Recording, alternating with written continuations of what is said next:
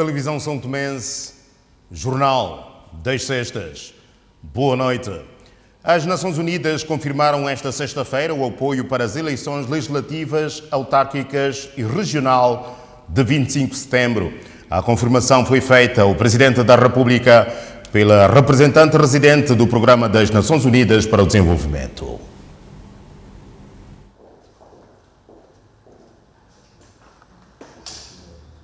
O processo eleitoral no país esteve no amago do encontro entre a representante das Nações Unidas e o Presidente da República. O Sr. Presidente sublinhou a importância de paz, de tranquilidade, de respeito durante este processo eleitoral e nós, como Nações Unidas, confirmamos mais uma vez nossa parceria com o povo são-tomense em termos de assegurar e estar sempre a acompanhar este processo eleitoral.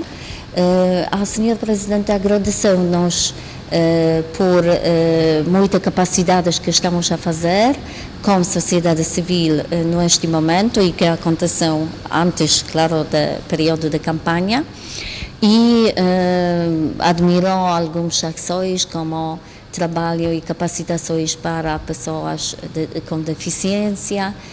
Representante residente do Programa das Nações Unidas em audiência com o Presidente da República confirma o apoio desta instituição às eleições legislativas, autárquicas e regional de 25 de setembro.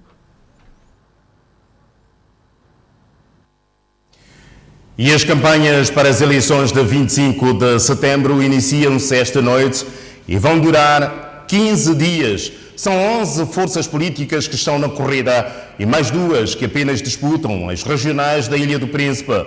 No Jornal das Sextas, para falar do nível de preparação de todo o processo eleitoral, está José Carlos Barreiros, Presidente da Comissão Eleitoral Nacional. Doutor, boa noite. Antes de entrarmos concretamente no nível de preparação para estas eleições, queria que detasse aqui as regras do jogo relativamente às campanhas eleitorais. De acordo com a lei, como é que elas devem ser feitas, em que período do dia e, já agora, que apelo gostava de deixar aos partidos políticos e também aos seus apoiantes. Ok, boa noite. A campanha eleitoral começa a partir de meia-noite e 1 minuto de amanhã, portanto, esta noite. E, portanto, os partidos políticos deverão fazer, portanto, as suas reuniões, as suas passeatas em todo o país até às 18 horas. Portanto, depois das 18 horas já não será permitida, portanto, fazer reuniões, barulhos, portanto, com relação à campanha eleitoral. Por outro lado, como sabe, a campanha eleitoral é uma festa. É a festa da democracia, nas reuniões, com reuniões e passeatas que os concorrentes às eleições podem, portanto, apresentar os seus programas para elucidar a população eleitora que vai votar, para convencer essa população a votar nessa ou naquela candidatura. É nesse âmbito que eu gostaria, portanto, de pedir a todos os partidos concorrentes a essas eleições que fizessem, portanto, uma campanha ordeira, pacífica, que apresentassem os seus programas eleitorais à população para convencer a população, como disse anteriormente, a votar em si, no seu programa, sem incitação à violência, sem insultos a outros. Portanto, apenas na apresentação dos seus programas para o desenvolvimento do país. E os militantes desses partidos? E os militantes, portanto, que participem também ordeiramente, sem confusão, sem insultos, sem violência, porque é uma festa. Isso não acontece todos os anos, acontece normalmente de 4 em 4 anos para as eleições legislativas e autárquicas e de 5 em 5 anos para as presidenciais. Portanto, é uma forma da gente conviver, vamos conviver durante a campanha eleitoral como irmãos, como amigos, embora, portanto, cada um tenha a sua cor partidária que defende, mas nós somos todos irmãos, somos todos primos, como se diz em São Tomé e Príncipe. E estamos a praticamente 15 dias da realização do escrutínio. Estão criadas todas as condições para que o processo se realize? Estamos sim, nós temos tudo preparado para a realização das eleições legislativas, autárquicas e regionais e também na diáspora no dia de 25 de setembro. Está tudo organizado, como bem temos feito, portanto, educação cívica, da formação das várias individualidades, portanto, de grupos sociais que participam diretamente nessas eleições, como as palaieiros, os motoqueiros, os deficientes físicos, os deficientes visuais, e depois também os que participam diretamente, como a polícia, as Forças Armadas. Portanto, essa formação é de uma forma para que as pessoas saibam como estarem ou como iam exercer o seu direito de voto. Por outro lado, portanto, com relação aos materiais, provavelmente amanhã tem informações que amanhã chegarão os boletins de voto, todos os materiais chegarão amanhã oriundos de Portugal, para nós, portanto, começamos a preparar para, efetivamente, no dia 25 de setembro, nós temos sempre... E as urnas? Estão todas aqui já? Ou também chegarão? As urnas estão todas, só chegarão, portanto, os boletins de voto e alguns materiais, portanto, necessários para, como envelopes, como esferográficas, esses materiais de escritório para, portanto, o processo eleitoral. Estamos a falar de três, no fundo, um processo que envolve três eleições, mas em São Tomé serão dois boletins e duas urnas para cada Assembleia de Voto e da mesma forma também na Ilha do Príncipe. Queria aqui explicar, quando nós falamos legislativas, autárquicas e regional, até parece que são três de uma só vez para o país todo, mas há diferença, não é? Sim. Portanto, nós teremos duas urnas, uma para a legislativa e outra para a autárquica em São Tomé, e também a mesma coisa no Príncipe, uma para a legislativa e outra para a regional no Príncipe. E também os respectivos boletins de voto. Portanto, o boletim de voto para a legislativa é completamente branco e para as autárquicas é creme. Portanto, da cor creme para diferenciar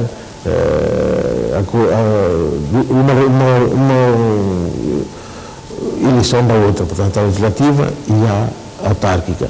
Portanto, a autárquica, os boletins são de cor creme e branca para as legislativas. As eleições serão realizadas com base nos cadernos já existentes, uma vez que não houve tempo material para se realizar o recenseamento eleitoral. Estamos a falar de quantos eleitores ao nível do país e da diáspora? Pois, os cadernos também já estão prontos. Então, inclusive, até já começamos, portanto, a carimbar os cadernos eleitorais que estarão nas mesas da Assembleia de Voto. E nós temos um universo de 108 mil eleitores em São Tomé e Príncipe, mais 14 mil e tal na diáspora, que dão por volta de 123.500 e tal, 302 para aí, 300 e tal eleitores. Portanto, 123 mil conto geral, portanto, São Tomé e Príncipe e diáspora. E de acordo com a nova lei eleitoral, continuaremos a ter os 55 deputados ao nível nacional e como é que fica a integração dos da diáspora? Como sabe, da diáspora, portanto, há dois ciclos, ciclo eleitoral da Europa e ciclo eleitoral da África, de onde serão eleitos um deputado em cada círculo. Portanto, em São Tomé e Príncipe serão eleitos 53 deputados, distribuídos equitativamente de acordo com a distribuição feita pelo Tribunal Constitucional, tendo em conta o número de eleitores em cada distrito. Serão eleitos, portanto, 53 deputados em São Tomé. Nesse caso, em São Tomé e Príncipe, sim. 14 no distrito de Água Grande, 10 no distrito de Bezocha, 7 no distrito de Lobata, 6 no distrito de Cantagalo, 5 no distrito de Caué 6 no distrito de Lembá e 5 no distrito na região autónoma do Príncipe. Quer dizer que a nova lei também veio alterar os mandatos ao nível dos distritos? Sim, porque foi criada, portanto, a diáspora e com a eleição de deputado na diáspora, portanto, tinha-se que fazer o reajuste. Aliás, a lei mesmo determina que, com o número de eleitores, o Tribunal Constitucional deve sempre fazer o ajuste da distribuição dos números de mandatos. E neste caso concreto, quais os distritos que perdem, quais os que ganham de acordo, em termos de mandato, de acordo com a nova lei eleitoral? Com a nova lei eleitoral, portanto, o distrito de Bezos elegia 13 deputados, passa a eleger 10. O distrito de Cantagalo elegia 7, passa a eleger 6, e o distrito de Lobata aumenta para 7. Portanto, porque o número de eleitores de Lobata aumentou. Portanto, e Água Grande mantém-se ou também? Água Grande aumentou, portanto, de 13 para 14 membros. Tendo em conta o nível o número de eleitores. Pela primeira vez, Sr. Presidente, nós temos no país uma missão de observadores da União Europeia. O que é que isso representa para a democracia e também para o próprio ato eleitoral como tal?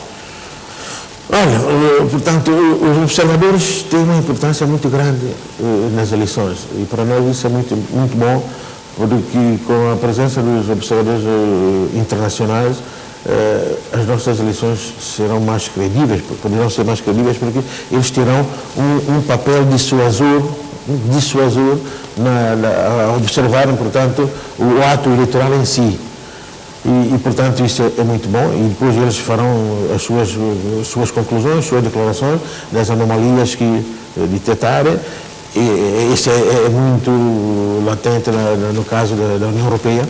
Como vê, a União Europeia está cá já há um mês, há cerca de um mês, há um grupo já aqui em Santo Tomé.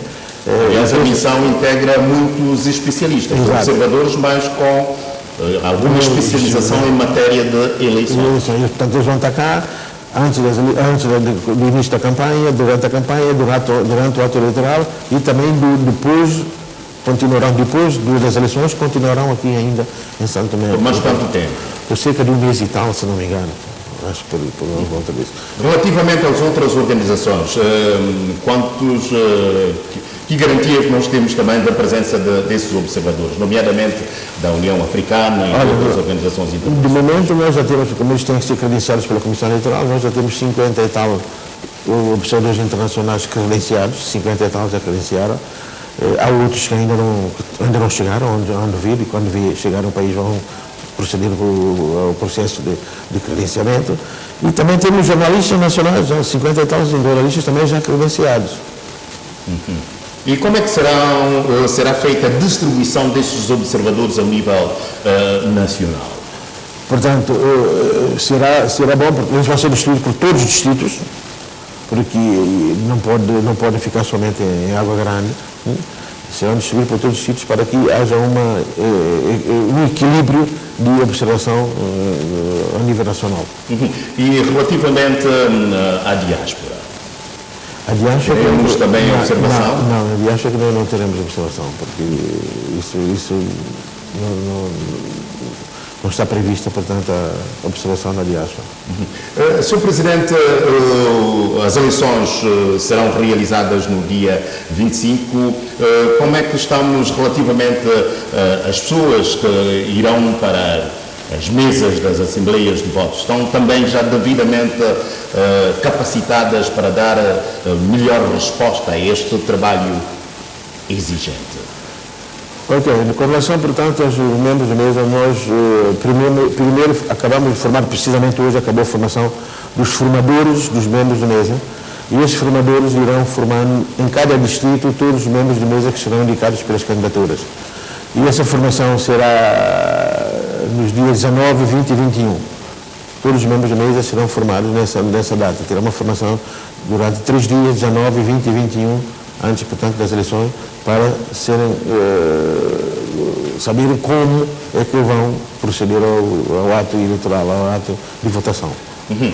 As urnas abrirão mesmo às 7 e fecharão às 18 17. Ou às 17. 17. Normalmente, portanto, só se houver algum imprevisto, né? Se não houver nenhum imprevisto, portanto, o normal é abrir às 7 e fechar às 17, mas se houver gente ainda que não votou durante as 17, estiver na fila, essas pessoas terão que exercer o seu direito. Só não votará quem chegar depois das 17. Mas até às 17, todas as pessoas que estiverem na fila, será distribuído, portanto, um número para essas pessoas exercerem o seu direito. De acordo com o nível de preparação para essas eleições e também das condições que estão a ser criadas, há alguma previsão da Comissão Eleitoral Nacional em relação à divulgação dos resultados preliminares? Bem, com relação aos resultados, tudo vai depender do ato em si, portanto, da chegada dos resultados da Comissão Eleitoral, porque nós vamos ter uma equipa, portanto, na Comissão Eleitoral que vai processar o tratamento dos dados e, se tudo correr bem, poderemos fazer mesmo durante a madrugada do mesmo dia. Ou então no dia seguinte. Estamos a falar de madrugada do dia 26. 26, sim. Tudo indica que os resultados preliminares poderão sair, portanto, dependendo das dificuldades ou não que houver, né, na obtenção pela Comissão Eleitoral dos resultados das Assembleias de Votos que estão espalhadas por todo o país. José Carlos Barreiros, Presidente da Comissão Eleitoral Nacional, aqui com o nível de preparação para as eleições legislativas, autárquicas e regional de 25 de setembro. Senhor Presidente, obrigado pela sua presença no Jornal das Sextas. Queria acrescentar algo? Sim, queria, portanto, falar ainda na preparação, como disse, vimos que o PNUD, portanto, disse que tinha estado a dar todo apoio, efetivamente tem dado todo apoio. Eu só queria dizer que, com relação ao financiamento, orçamento, portanto, dessas eleições, nós temos um orçamento que ronda 1.200.000 e tal mil, 300 e tal mil euros. Esse dinheiro tem sido desbloqueado pelo Governo, que legalmente tem que pôr à disposição da Comissão Eleitoral todos os meios financeiros e materiais para a realização do ato eleitoral. E depois também há outro fundo que se chama Fundo Basket Fund, que está sendo gerido pelo PNUD. Desse PNUD, portanto, são os outros parceiros, porque quanto ao nosso financiamento, nós estamos a utilizar o financiamento doado pelo Japão, que deu quase através do Fundo de Contrapartida, que doou cerca de 30 milhões e 500 tal, para um orçamento de 34 milhões que nós temos. E também a Nigéria que deu um financiamento de 500 mil dólares. Nós temos, portanto, o Basket Fund, que está sobre a gestão do PNUD, que nós não sabemos de nada, não sabemos, porque isso está sobre a gestão completamente do PNUD, que tem feito, portanto, também o desbloqueamento faseado. Não é para nós o desbloqueamento faseado. O PNUD está em colaboração com a Comissão Eleitoral, fazendo, portanto, a educação cívica. E tudo eles é que pagam, nós não sabemos nada disso. Esperamos que, no final, o PNUD depois apresente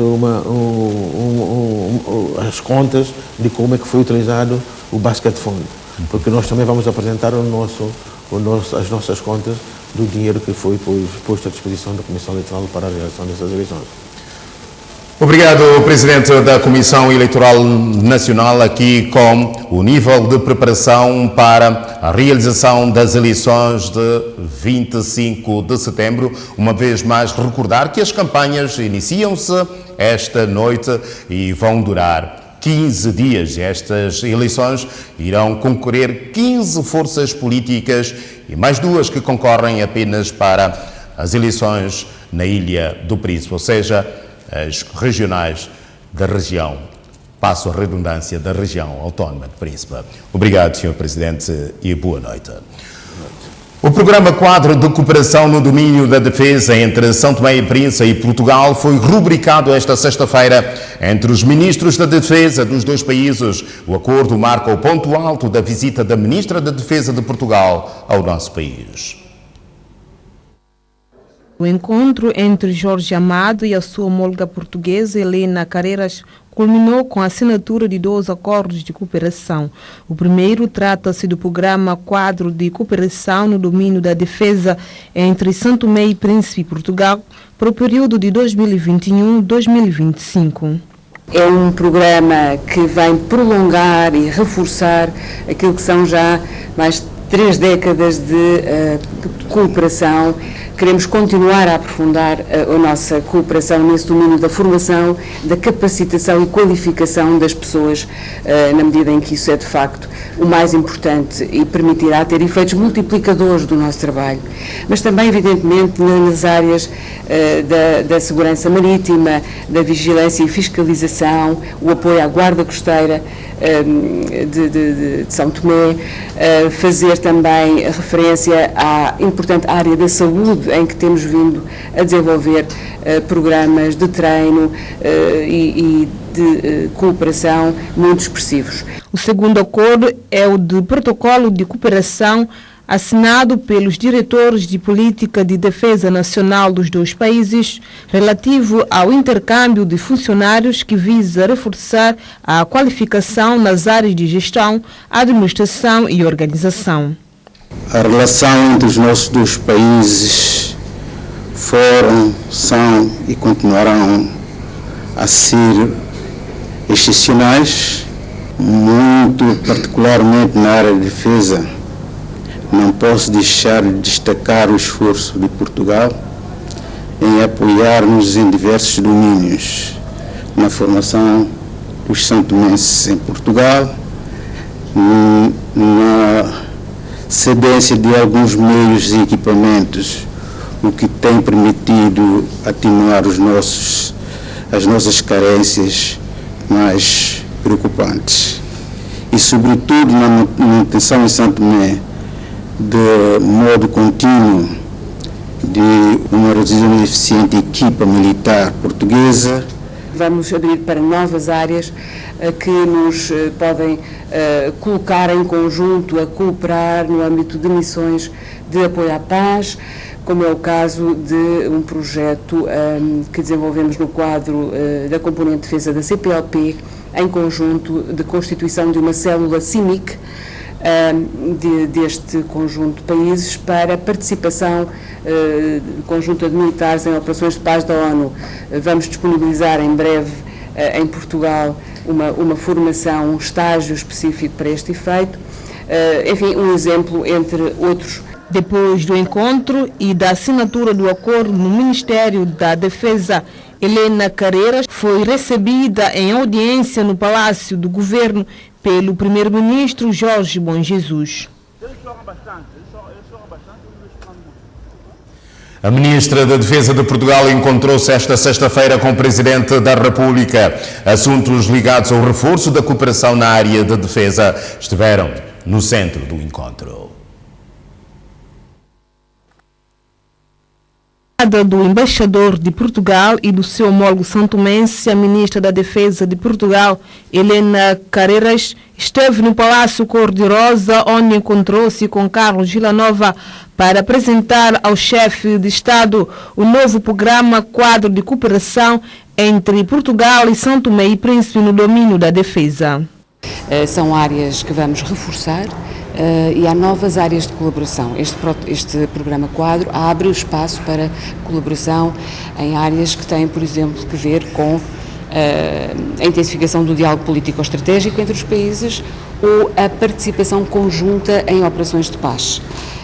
Temos um projeto de uma célula de CIMIC, uma capacidade específica no âmbito da CPLP, da qual, como falámos, e que vai justamente promover a participação de militares dos vários países da CPLP em conjunto em missões de paz das Nações Unidas. Estamos a iniciar esse programa, é um exemplo de muitos outros que poderia dar-lhe, que vêm reforçar a nossa colaboração. De visita de trabalho a São Tomé e Príncipe, a ministra da Defesa de Portugal encontra-se com o chefe de Estado, Carlos Villanova.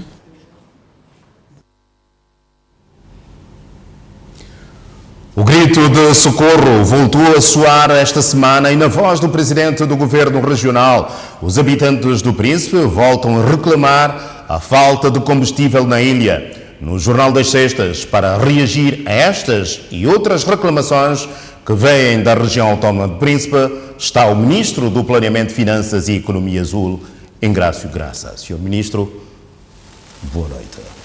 Muito boa noite, senhor jornalista, e muito boa noite, senhoras e senhores telespectadores.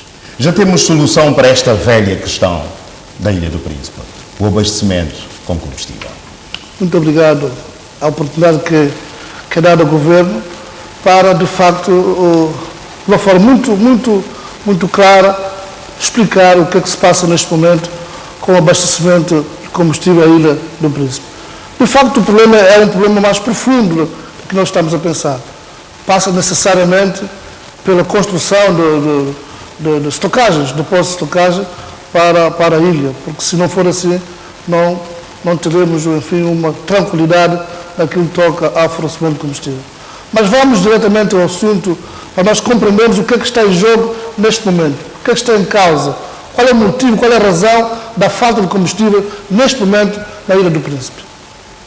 Há uma relação comercial entre a ENCO e o empresário local. Penso, se não me engano, deve-se chamar de o PENA. Ou seja, o empresário paga os combustíveis e a ENCO fornece os combustíveis com regularidade. Acontece, porém, a dada altura, o empresário começou a ter dificuldades naquilo que concerne ao pagamento dos combustíveis que é fornecido pela ENCO. Em nome da salvaguarda dos interesses nacionais, o Governo Central teve que intervir. Intervir como? Tomando a rédea, ou seja, mediando este processo. Doravante, começou a ser o Governo Central a fazer a requisição dos combustíveis necessários para a Ilha do Príncipe, enviando toda a tramitação administrativa a cargo do Governo Central e enviava-se para o empresário. O empresário vendia os combustíveis, depositava o dinheiro correspondente à venda do combustível e assim sucessivamente a ENCO iria pôr o combustível à disposição. Só que, há uns tempos esta parte, o empresário não está a pagar regularmente a ENCO. E não pagando regularmente a ENCO, não há como a ENCO continuar a fornecer o combustível. Por isto, há esta dificuldade. Aliás, o Governo não tinha que entrar neste negócio, porque o negócio desenvolve-se entre privados, entre particulares. Mas o Governo, ciente da necessidade do abastecimento à Ilha do Príncipe, enfim, tomou a iniciativa. Por qualquer um gostaria de fazer este negócio. Porquê? Porque o empresário do Príncipe, o empresário, não paga a pronto combustível à semelhança dos empresários do setor da Ilha de São Tomé. Ou seja, o Governo faz a requisição, o empresário do Príncipe recebe o combustível, vende o combustível, fica com a margem do lucro e devolve o capital. Isto é um negócio que qualquer um gostaria de estar. Mas ainda assim, com a margem e com toda essa benesse, o empresário não consegue honrar os compromissos junto à ENCO. Não é o Governo Central que está a dificultar a vida ao Governo Regional. Mas o Ministro tem que haver apuramento de responsabilidades, uma vez que é a população que está a sofrer. Com certeza, com certeza. Algo até nos espanta. Se neste momento há ruptura de combustível na Ilha do Príncipe, ou seja, não há combustível, isso quer dizer que todo o combustível fornecido pela ENCO foi vendido. E se foi vendido, como é que o empresário não consegue pagar o combustível que recebeu da ENCO? É preciso verificar isto e sem falar da margem de lucro que o empresário fica naturalmente no negócio. Enquanto se vai trabalhando no apuramento de responsabilidade, o que é que o Governo vai fazer no sentido de minimizar esta situação, uma vez que é a população que está a reclamar porque tem falta deste importante combustível para a própria vida das pessoas? Os interesses da região estão em primeiro lugar. É evidente que o Governo rapidamente, aliás, já está em contato com a empresa ENCO, mas o Governo Central, para de facto encontrarmos rapidamente a solução. Estamos em crer que na próxima semana já encontraremos a solução para o problema. Mas isso tem que ficar claro, não é da responsabilidade do Governo Central comprar combustível e enviar para a região autónoma do Príncipe. É um negócio entre privados, e o Governo só intervém para garantir a estabilidade do concerno ao fornecimento de combustível. Um negócio que está a prejudicar muitos negócios na Ilha do Príncipe. Evidentemente, o combustível é a pinha dorsal da economia da região e não só, e a falta desta matéria-prima faz, enfim, criar grandes constrangimentos naquilo que toca ao próprio funcionamento normal da vida das pessoas na região autónoma do Príncipe. Quer dizer que o problema não está na embarcação, como se fez entender as autoridades regionais. Completamente falso, nunca esteve em causa, nunca esteve em curso qualquer exercício militar que impedisse, enfim, alguma movimentação do navio, não é? E mesmo se houvesse, porque o navio Zaire não faz atracagem na zona comercial, tem um local próprio, logo nunca seria o navio Zaire, por qualquer manobra tivesse a impedir ou que o navio comercial tivesse a sua operação normal. Não. O problema real é este. Neste momento, o empresário responsável pela compra e venda de combustíveis na Ilha do Príncipe deixou de pagar a ENCO e, deixando de pagar a ENCO não pode fornecer os combustíveis. Enquanto o Governo tenta ultrapassar esse problema, já notificou este empresário? Estamos em contato com ele, aliás, fazemos de forma regular com este empresário e estamos a tentar arranjar uma solução. Isto é simples. Se o empresário entende que não tem condições para continuar no negócio, ele tem que afastar, em nome do bem-estar, em nome da tranquilidade do povo irmão da Ilha do Príncipe, deixar que outro que tenha capacidade suficiente para poder fazer. Sr. Ministro, outra reivindicação que vem da Ilha do Príncipe e voltou a ser ouvida na última sessão plenária da Assembleia Nacional tem a ver, prende-se com a falta de investimentos para a região por parte do Governo Central. Quer reagir? Com certeza. Não corresponde à verdade. E vamos aos factos, e costuma-se dizer contra os factos não há argumento. Vamos, primeiramente, tocar um pouco naquilo que são as despesas de funcionamento normal da região. Nós gastamos, o Governo Central, mensalmente, em termos de salário, só salário, qualquer coisa como 5.600.000 dobras, ou seja, 250 mil dólares por mês. E até o mês de agosto, gastamos qualquer coisa como 2 milhões de dólares só em salário. Só em salário. Isto sem dizer, sem dar conta de que o Governo Central paga toda a comunicação, os telefones, os telemóveis, as comunicações todas, água e luz, quem paga para o Governo Regional é o Governo Central. E mais, quando em 2019 assumimos a governação, herdamos uma dívida com o banco que o Governo Regional foi, enfim, acumulando, porque pedia sempre avanço para pagamento de salário, cerca de 11 milhões de dobras. E o Governo Central assumiu esta dívida e tem estado a pagar. Por isto, não há aqui qualquer desinvestimento, não há aqui qualquer tentativa de sufocar, de criar dificuldades ao funcionamento normal e natural do Governo Regional. E mais, é preciso também que se diga as coisas com clareza. O Governo Regional tem a gestão das suas receitas. O Governo Central não controla. Quando deverá funcionar o princípio da unicidade de caixa, ou seja, deverá ser uma caixa única, centralizada. Mas há a utilização local dos recursos lá da Ilha do Príncipe. E o Governo Central não tem controle dessas receitas. É preciso dizer isso e deixar isso bem claro. Parece-me que a reivindicação tem a ver também com obras. Realização de obras na região autónoma do Príncipe. O nível de investimentos que nós conhecemos hoje no Príncipe é transversal também o nível de investimento que nós conhecemos em Santo Tomé e Príncipe. Não há aqui uma vantagem para a Ilha de Santo Tomé e uma desvantagem para a Ilha do Príncipe. Nós temos hoje, os maiores investimentos estão localizados na Ilha do Príncipe. Quer aqui nomear alguns deles? Basta vermos a eletrificação ao projeto, o projeto Terra Prometida. O Governo Central gastou como 16 milhões de dobras para esse projeto de Terra Prometida. Há o projeto de Águas do Sul, captação de Águas do Sul. Um dos maiores investimentos do país está na Ilha do Príncipe. Vemos a eletrificação da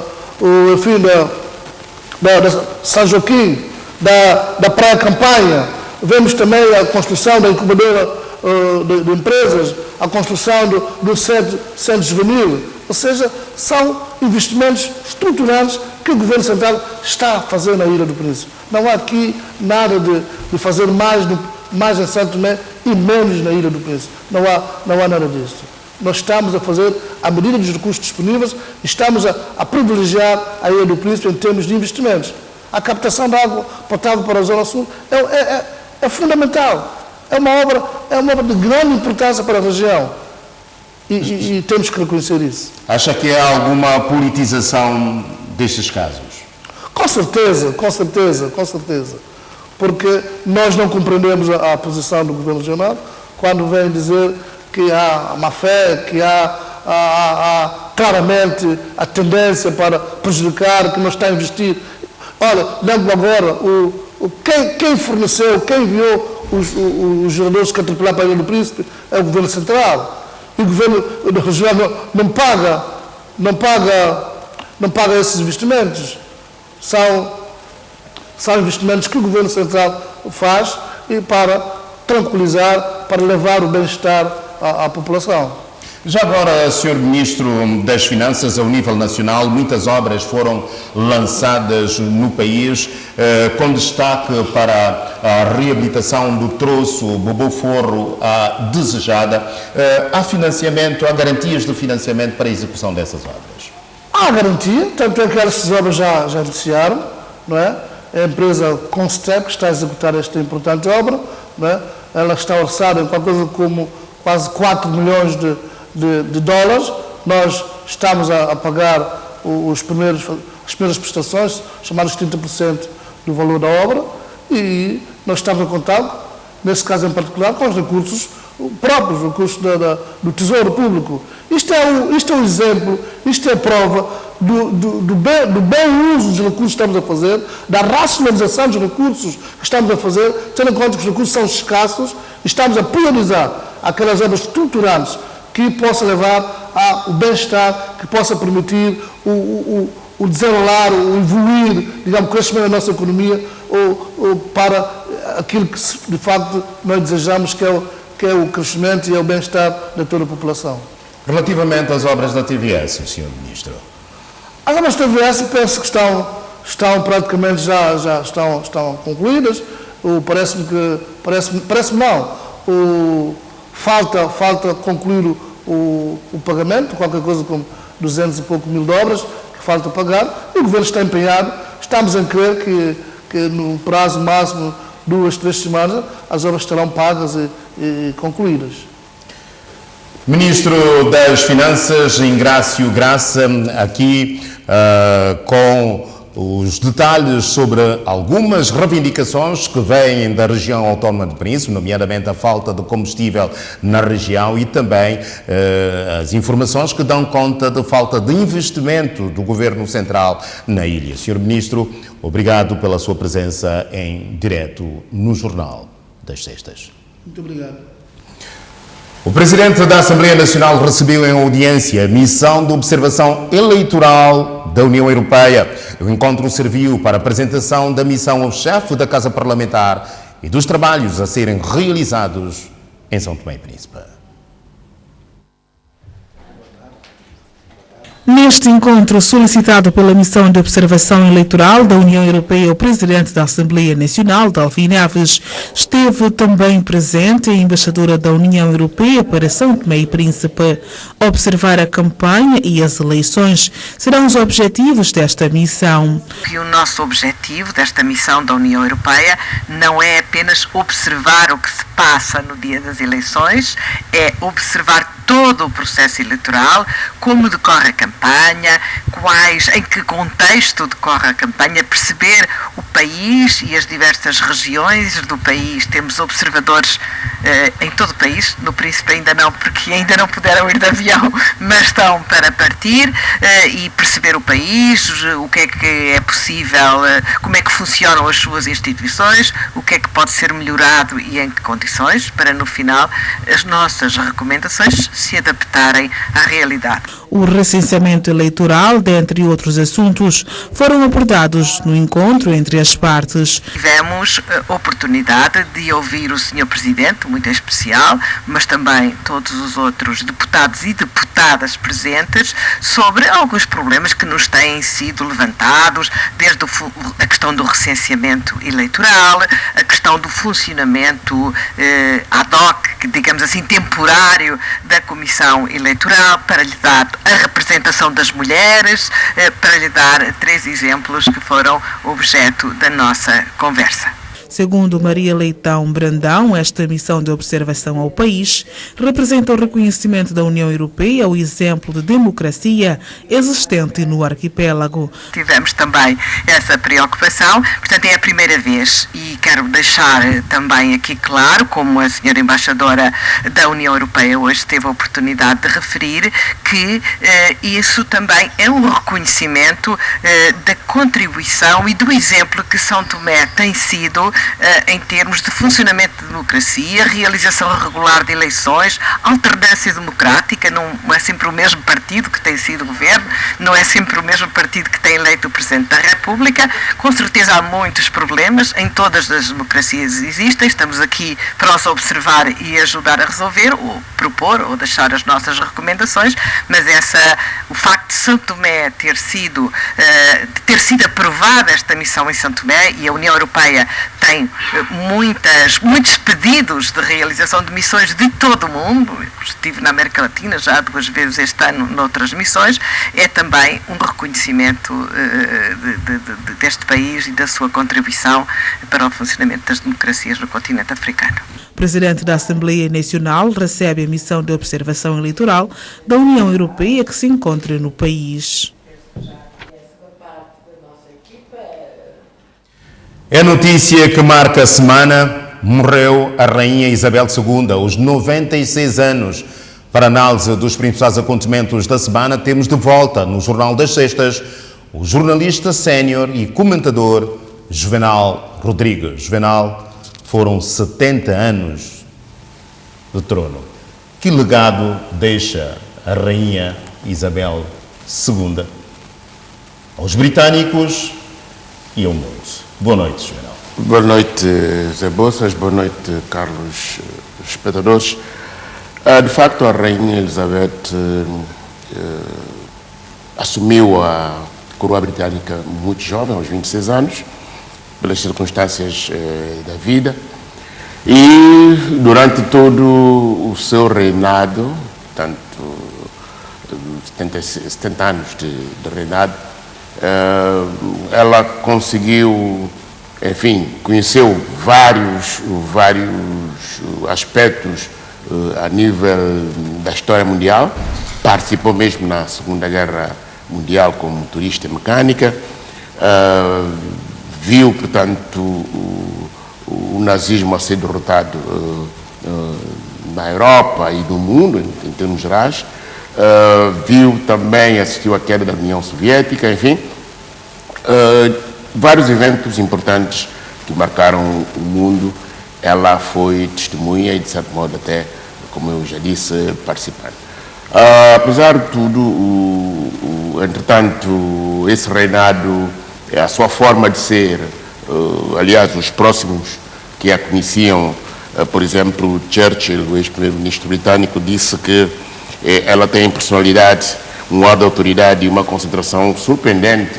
Uma criança, portanto, na altura, ainda tinha 11 anos, quando começou a ser preparada para exercer o cargo. O ex-primeiro-ministro Tony Blair, que também esteve aqui em São Tomé, mas já não como governante, também naturalmente conviveu com ela, disse que a sua principal característica é a inteligência. Ele confessou que ficou surpreso com a capacidade dela de captar o ânimo do público. Portanto, a forma de estar, portanto, ela encarou com muita seriedade as funções que exerceu, manteve-se neutra, portanto, ela lidou com governos tanto mais de esquerda e mais de direita, tentou manter-se neutra naquilo que é no âmbito da política, enquanto chefe de Estado, e tudo isso granjeou-lhe uma admiração, não só na Grã-Bretanha, mas a nível do mundo, e mesmo aqueles, sabe-se também que o regime monárquico tem sido contestado em alguns setores da sociedade, mas mesmo aqueles que contestam têm um grande respeito. Ela conseguiu granjear um grande respeito em todo o mundo e particularmente entre os britânicos. Em suma, deixa um grande legado para os britânicos. Sim. E para o mundo. Portanto, uma forma de estar firme. Quem também provocou ela disse que sabia dar conselhos no momento exato. Também há que se dizer que também nem tudo foi mar de rosas, né? Durante este reinado, em 1992, por exemplo, ela própria qualificou o ano como um ano horrível, tendo em conta determinadas situações, umas de caráter particular, divórcio dos filhos, o incêndio no castelo de Windsor, etc. Mesmo a situação daquela que é considerada a princesa do povo, a Diana, que foi casada, portanto, e depois separou-se do príncipe Charles, que é o novo rei, né, que é o Charles III, que assume o reinado. E, entretanto, no fim disso tudo, é normal que a vida nos ponha perante esses desafios, mas, de todas as formas, ela soube conduzir todo o seu reinado num ambiente, tanto dessa transparência, de estabilidade e de calma. Juvenal Rodrigues, olhando para casa, para São Tomé e Príncipe, temos no país uma observação eleitoral da União Europeia que vem pela primeira vez. O que é que isso representa? Sim, para nós há algumas leituras que podemos fazer. Primeiro é o número de participantes que integra essa missão de observação. E como disse a chefe da delegação, portanto, a senhora Maria Leitão Marques, isso revela a importância que a União Europeia dá ao processo democrático em São Tomé e Príncipe. Bom, fora o número de observadores, também o envelope que foi concedido, juntamente com além de outros parceiros, e pode ser, pelo menos eu tenho refletido um pouco sobre isso, depois da nossa conversa esta manhã, pode ser também que, tendo em conta o número de especialistas e os integrantes dessa missão, pode eventualmente ser que haja algum interesse no sentido de São Tomé e Príncipe ser um caso de estudo na sub-região no quadro desse processo de evolução democrática. E é verdade que o país tem recebido, enfim, vários elogios das instâncias internacionais. Eu creio que para qualquer São Tomé isso é um estímulo, mas ao mesmo tempo a mim não tenho, digamos, não me satisfaz totalmente. Isso porque, aliás, vamos ouvir sobre o primeiro-ministro, sobre o ministro das Finanças, o país tem dois problemas, na minha opinião, que são problemas sérios, que é a falta de dinheiro e aspectos relacionados com a organização.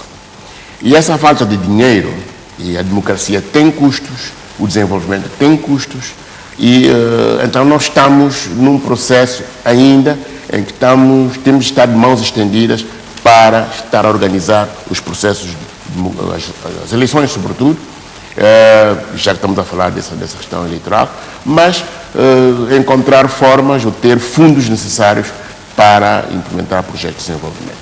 Então, eu suponho que é aí que, de facto, nós os santomenses temos que olhar e ver e para encontrar soluções, porque não é conveniente. E depois outra coisa que me admira dentro desse contexto internacional, eu falei com vários economistas e que eu ainda não consegui perceber, o facto de São Tomé e Príncipe ter sido elevado para o país de desenvolvimento médio e baixo, quando desses 3 indicadores, os 3 índices da avaliação, o índice que, na minha perspectiva, eu suponho na maior parte dos santomenses, que deveria ser fundamental, que é a questão econômica, enfim, é onde nós... Não faz parte do critério. Não, faz parte do critério, mas onde nós, geralmente, o nosso desempenho é mais baixo. Portanto, foram tomados em conta os índices de caráter social. A educação, o nível de educação, a saúde, e, portanto, que é preciso também muito dinheiro para se injetar. Então, eu fico na dúvida, de facto, enquanto cidadão, a tentar perceber, enfim, no quadro das relações internacionais, por que esses critérios, de facto, são postos quando um país, para se desenvolver, precisa de fundos.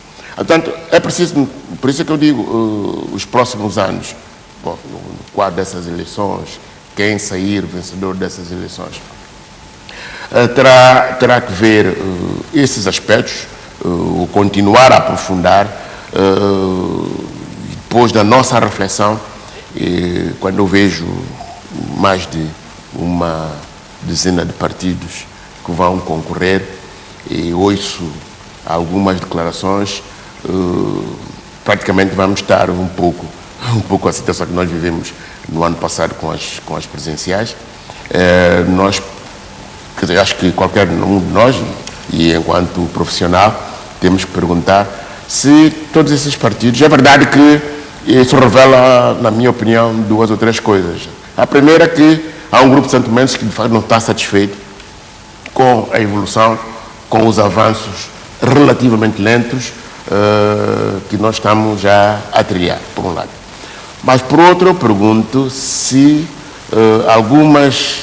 essas vontades, é verdade, a gente quer fazer alguma coisa, está suficientemente preparada para o exercício dessas responsabilidades. Porque hoje fazer política não é suficiente ter vontade. Hoje é ciência. Não é de hoje, pronto, de algum tempo desta parte. É ciência, tem que se estudar, tem que se perceber e tem que se conhecer o país. E isso ainda remete-me a outras coisas, mesmo os partidos, enfim, os nossos partidos, as nossas formas já estabelecidos. Na minha perspectiva, tendo em conta determinados estudos que já foram feitos, alguns, por exemplo, vamos falar de um documento que o PNUD ajudou, financiou a sua realização, e que foi um estudo que foi liderado pelo Dr. Mário Dalva. Leonel Mário Dalva, na RTPS, portanto, Plano de Desenvolvimento a Longo Prazo. Isso foi feito na década de 90. E, quando se olha para esse documento, tudo que está lá continua atual. Os cenários todos foram levantados. Eu nem sei se os partidos políticos, quando estão a fazer os seus programas, tomam em consideração esses documentos, esses instrumentos. Então, para ver como resolver essas situações que foram colocadas no inquérito que foi feito. E, curiosamente, o próprio, novamente, mais recentemente, desenvolveu ou financiou outros estudos, São Tomé e Príncipe, o país que queremos, o plano, portanto, em termos de desenvolvimento sustentável para até 2030. são as mesmas coisas, os mesmos problemas, as mesmas preocupações dos cidadãos. Então, há qualquer coisa que tem que mudar. Eu suponho que, sobretudo a classe política, e naturalmente nós, enquanto profissionais, jornalistas, teremos que também dar um contributo nesse sentido, para que essas questões, de facto, sejam questões de debate. Eu ouvi atentamente aquilo que, por exemplo, o Dr. Levi disse recentemente no Parlamento, que o país assim, não tem uma agenda. Há várias agendas internacionais, etc., mas o próprio país não tem uma agenda.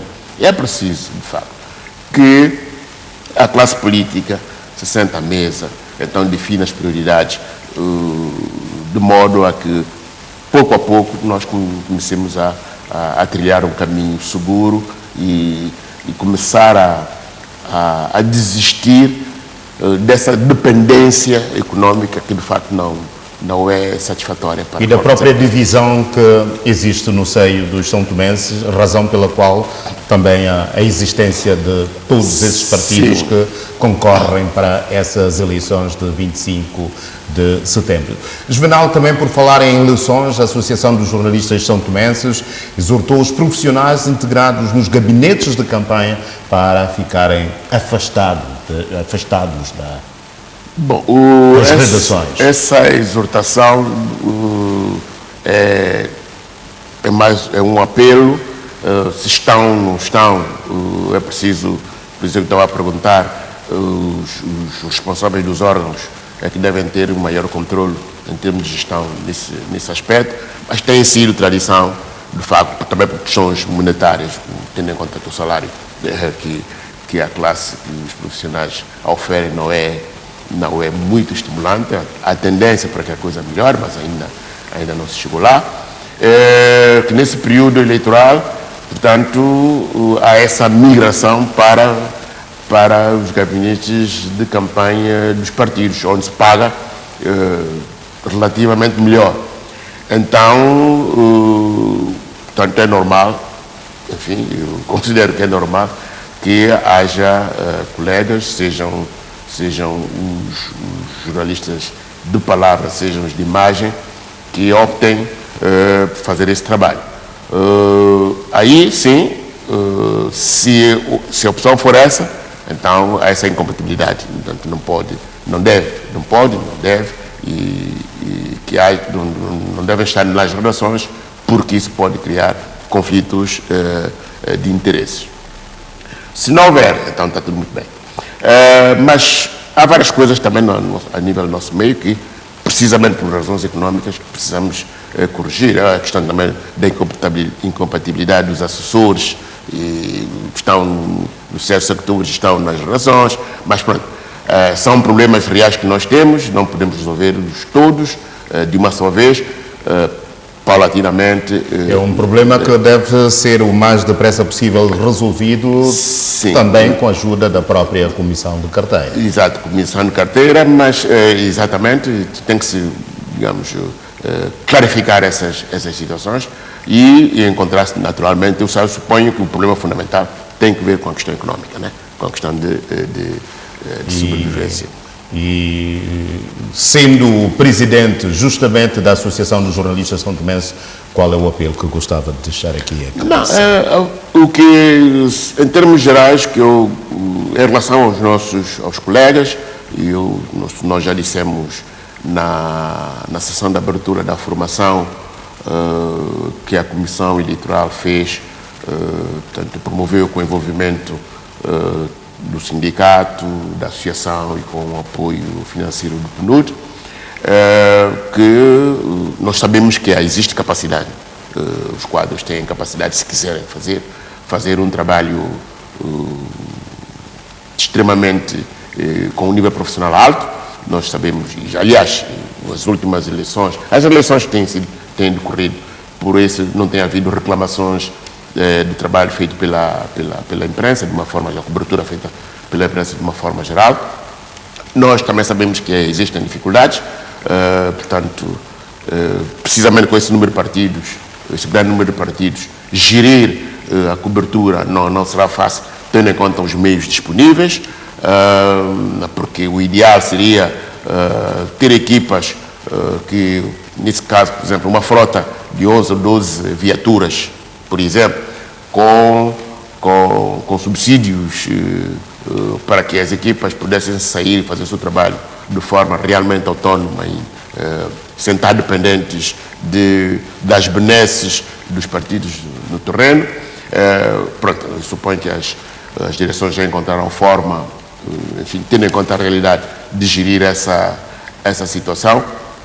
Mas pronto, então é isto. Esperemos que no nível profissional esse trabalho seja feito ou continue a ser feito de forma exemplar, de forma correta, por um lado, e em termos globais nós esperamos que de facto os concorrentes nos brindem, nós aos eleitores, ideias, portanto que haja uma discussão de ideias no sentido de perceber o que cada um propõe e, como também já dissemos naquela ocasião, não há grandes diferenças ideológicas entre as diversas formações, pela característica do país, enfim, por um conjunto de razões, não há grandes diferenças ideológicas. A questão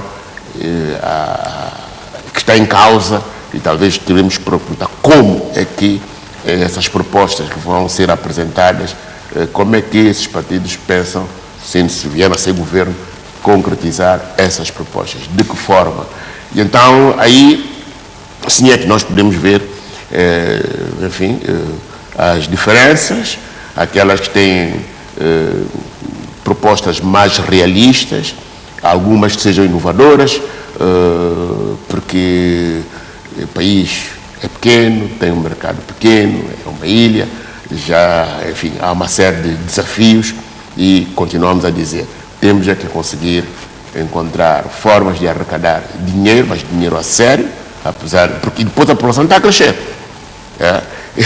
É outro aspecto que não se fala muito, que é o dividendo demográfico.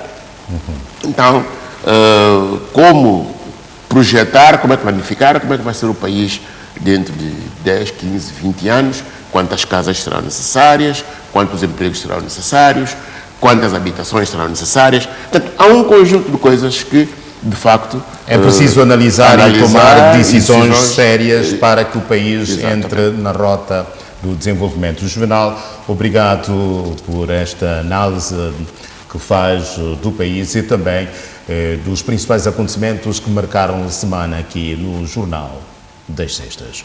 Juvenal, boa noite. Boa noite e obrigado. A despolitização da comunicação social esteve em debate esta quinta-feira, uma iniciativa do Sindicato dos Jornalistas para assinalar o 8 de setembro, Dia Internacional dos Jornalistas.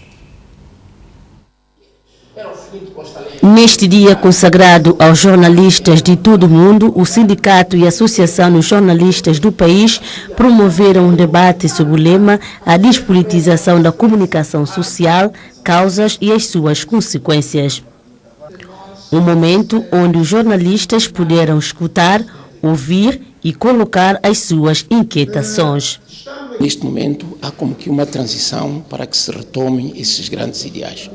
Eu penso que devemos aproveitar este período pré-eleitoral e depois eleitoral para que os jornalistas granjeiam para si e influenciam que o poder político que advém dessas eleições faça com que a comunicação social volte a ser um instrumento do quarto poder em que os jornalistas sejam dignificados. Eu penso que o processo que se iniciou com a questão de carreira profissional, a questão de maior propensão para a intervenção independente dos jornalistas, eu acho que deve culminar com a total desgovernamentalização e despartidarização. Eu acho que essa fase de transição tem que culminar, de facto, com uma maior liberdade. Eu creio que é um processo difícil, começou-se, eu acho que não se pode regredir, e eu penso que neste momento o que eu recomendo é que a classe reforce a sua unidade, de modo que não haja mais recuo. Porque ninguém em São Tomé consegue viver com 80, eu estou a dizer em moedas, né? Para não dizer em 1.500 dobras, para não ficar muito pouco. Então, eu vou dizer 80 euros, 120 euros por aí. Falou-se aqui de aumento salarial, não sei o que mais. Eu acho que talvez ninguém chegou a 200 euros, ou chegou a 200 euros, com algum desconto, desceu por aí. Nós não vamos falar em 4 mil dólares porque fica muito vergonhosa falar isso dentro da sala. E é uma classe que trabalha todos os dias, 24 horas. Onde está a moral? Onde está amor pelo trabalho? Nos outros setores, vê-se muita gente no setor e não a trabalhar. E tem qual é o salário? Qual é o vencimento que as pessoas têm? Onde é que está da classe jornalista? Aonde? Até quando? Eu tenho 30 tal. Por isso que a minha esperança está moribunda. E o meu salário não chega a 200 euros. Então, mas outra coisa também é por isso. Fala-se de a procura de vagas, a procura de, esqueci o termo político. A pessoa tem que ir à procura. Porque um homem que não tem outra forma de arranjar, tem que buscar na política. Porque hoje a política é um meio para a riqueza da população santomense. Todas as nossas atitudes têm uma conotação política. Tá. Por isso, eu considero que a melhor formulação para este tema deveria ser a despartidarização da comunicação social. Quando fala de vulnerabilidade dos profissionais, não pode haver vulnerabilidade. De facto, a renda mensal dos profissionais da comunicação social, apesar do que conseguimos agora, continua a ser muito, mas muito baixa. Temos que melhorar. A Comissão de Carteira Profissional, agora também criada, terá que trabalhar nisso para que as avaliações sejam feitas trimestralmente em função daquilo que é ditado pelo Estatuto de Carreira dos jornalistas e técnicos da comunicação social. E esta avaliação terá que ser feita trimestralmente para nós catapultarmos para outros patamares. O jornalista é o profissional responsável pela investigação, apresentação de informações de interesse público de forma clara e coesa. A sua tarefa é de lidar com notícias, fatos e preocupar-se em manter o público informado. Juntos refletirmos e iniciarmos um debate profundo sobre este flagelo que tem condicionado o serviço da informação são-tomense, pois muitas das vezes os profissionais da comunicação são influenciados a informar obedecendo uma agenda política, autocensurando-se com medo de represálias ou mesmo de ser conotado como militantes de determinadas forças políticas. Nada disso nos deve intimidar se exercermos a nossa profissão obedecendo estreitamente a nossa consciência, respeitando as leis, a ética e a deontologia da profissão. O jornalismo traz consigo um peso importante por ser um canal de informação entre os decisores e a sociedade. Neste evento, a presidente da Associação dos Jornalistas alertou os profissionais a serem vigilantes nestas eleições de 25 de setembro. Cabe ao profissional colaborar para a sua construção de uma sociedade mais desenvolvida e justa, com a consciência de que muito ou mais do que informar, tem o desafio de informar com verdade, rigor e imparcialidade para conscientizar os cidadãos sobre a realidade do país e do mundo. Excelências, o momento eleitoral que vivemos é crucial e fundamental para a consolidação da democracia em São Tomé e Príncipe. A realização das eleições legislativas, autárquicas e regional de 25 de setembro é um desafio para o qual a comunicação social e os jornalistas jogam um papel preponderante. O dia consagrado aos jornalistas, o secretário de Estado para a Comunicação Social lamentou a ausência dos profissionais da comunicação social neste dia importante para os mesmos. Despolitização da comunicação social. É um problema que se coloca em São Tomé e Príncipe a lamentar a exagerada ausência dos profissionais da comunicação social nesta sala, na celebração de uma data como hoje. Fiz uma conta assim muito alto, olhando para a plateia do fundo ao princípio, do princípio ao fim, à exceção daqueles que estão com a emissão de trabalho, se calhar 10. É constrangedor que se organiza um evento deste, que é uma vez por ano, em cada 8 de setembro, ou na pior das hipóteses também, 3 de maio, e que encontramos um laissez-faire, nós notamos um laissez-faire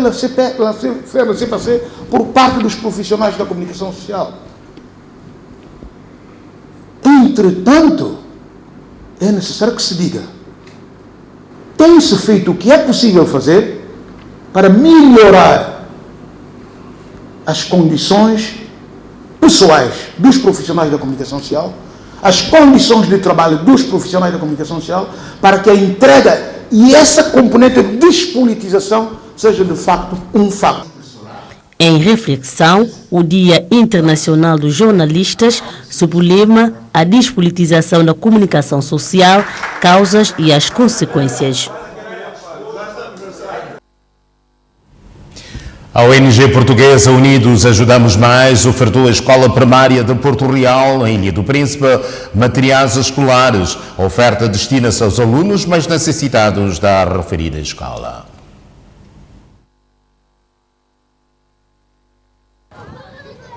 Mochilas com todo o material escolar, livros com contos infantis e brinquedos didáticos compõem este lote de materiais escolar entregue por esta ONG portuguesa de cariz social e educativo. Designados Unidos Ajudamos Mais, a iniciativa só foi possível graças às ajudas das outras crianças em Portugal e por intermédio desta amiga do Príncipe. Sou uma amiga do Príncipe, vim cá parar assim aqui em 2018 e identifiquei que uma das necessidades aqui na ilha é no material escolar para as crianças das escolas na Ilha do Príncipe. Portanto, consegui reunir as condições, apelei às escolas em Oeiras, aos professores que com as suas turmas desafiaram os pais, os alunos, a cooperar e a fazer uma ajuda aos colegas, sejam os alunos, sejam os professores. Portanto, as comunidades escolares, fiz com que elas interagissem e então a comunidade escolar de Oeiras juntou-se para angariar, para ajudar as crianças e os professores, a comunidade escolar da Ilha do Príncipe, e eu fiz esta ponte. Os materiais doados vão beneficiar cerca de 137 crianças do primeiro e segundo ciclo do ensino básico da zona oeste da ilha, localidade considerada mais desfavorecida. Por isso, também a satisfação visível no rosto destas crianças, que viram também incluída nos materiais cartões com mensagens de conforto. Eu quero agradecer, com muito obrigado, estou feliz por isso. E promete cuidar e conservar? Sim. Eu agradeci por eles trazer mochila, muitos materiais para nós de Porto Real. E está satisfeito? Sim. E quando chegar em casa, será que consegue explicar à mamãe? Sim. Vai dizer à mamãe como? Vou dizer à minha mãe que eu recebi muitas coisas que estudante de Portugal mandou para nós. Materiais que chegam em boa hora, uma vez a porta, o início do ano letivo e que engrandecerá os beneficiários. Eu só tenho a agradecer a eles, essencial a Cláudia, a Catarina e a Fernanda, pelo esforço que eles fizeram, e agradecer também às crianças de Portugal em meu nome pessoal e em nome dessas crianças que prometeram fazer bom uso desses materiais. Esses materiais vão servir para mais conhecimento dos meus alunos e também ajudar os professores no seu momento de aula. A organização Unidos Ajudamos Mais diz que este é um primeiro passo e prometeu dar continuidade desta iniciativa. Vamos ver como é que a coisa corre, mas a vontade e a intenção é que isto continue. Por aqui, quem sabe isto aqui é incubadora tanto deste género de iniciativa, que também é feito por outras organizações também. Estamos a formá-las como futuros empreendedores e futuros homens e mulheres que vão continuar a apoiar quem está à sua volta, porque é assim que devemos continuar sempre. A ONG portuguesa Unidos Ajudamos Mais a ofertar materiais didáticos às crianças do ensino básico primeiro e segundo ciclo da zona oeste da ilha.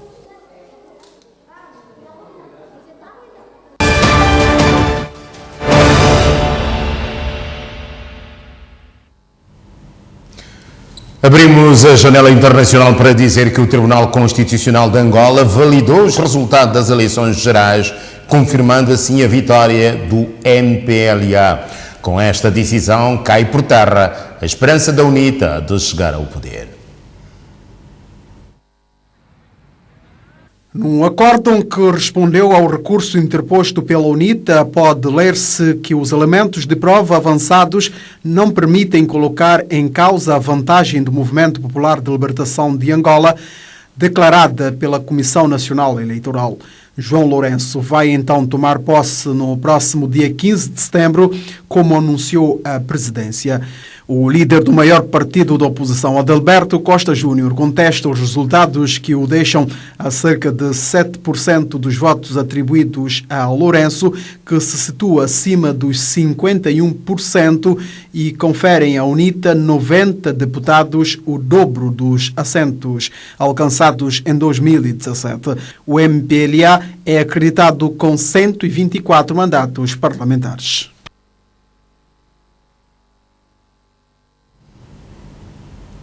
O luto pela Isabel II se estende pelo mundo inteiro. Vários líderes mundiais e pessoas individuais lamentam a morte da rainha.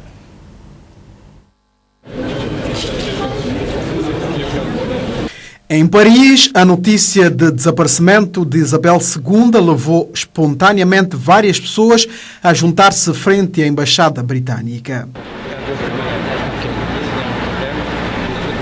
Uma delas, Hannah Bond, dizia que este é um momento muito importante para todos os britânicos. Todos sentem o mesmo nesta altura, um sentimento de perda.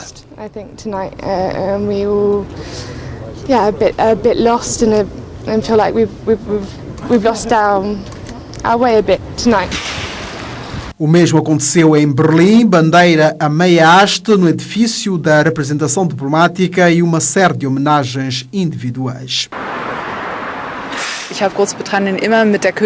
Victoria Winiarski, berlinense, afirma que sempre associou a Grã-Bretanha à rainha e que ficou surpreendida por ela própria ter ficado tão comovida com a notícia da morte. Por isso, juntamente com a família, decidiu vir despedir-se.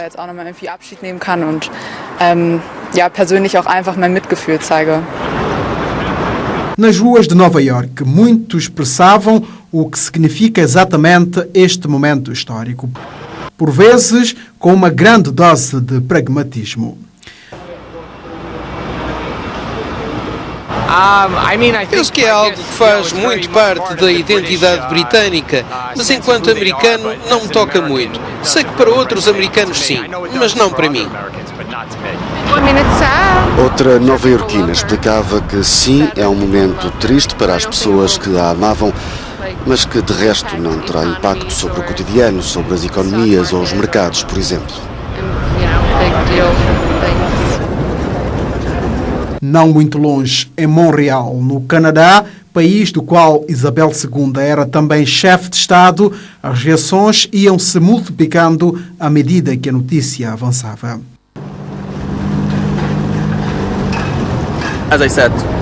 Se olharmos para o impacto que ela teve na história da Commonwealth, este é um dia triste. É triste, mas para mim não é assim tão importante. Acho que o Canadá deveria ter uma abordagem mais independente e não estar tão preso ao Reino Unido. Na Argentina, país que viveu períodos de turbulência com Londres, há quem recorde o exemplo que a monarca deixou. Elizabeth Farinhas, uma professora reformada, realça que a relação dos argentinos com os ingleses é de certa forma conflituosa, mas que há que reconhecer que a Inglaterra foi muito bem governada durante 7 décadas. Durante 70 anos governaste a Inglaterra muito bem. Também na Nigéria, que foi governada pelo Império Britânico até 1960, se evocam todos os símbolos que Isabel II representava. Fiquei muito triste quando soube da notícia da morte, mas celebro a sua vida como um símbolo de liderança, um símbolo de paz. Recordo que foi ela que nos ofereceu a independência numa bandeja de ouro. Estou muito grato por isso. Que descanse em paz.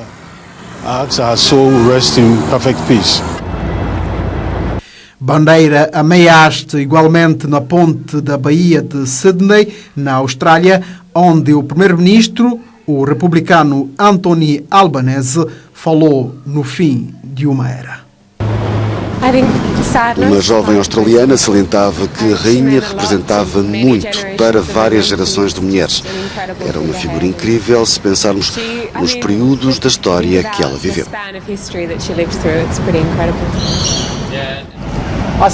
Penso que chegou a altura dos australianos debaterem o papel do chefe de Estado, independentemente de como se chama esse papel, seja rei, seja governador-geral, seja outra coisa. É a função que está em causa, não a pessoa que a desempenha.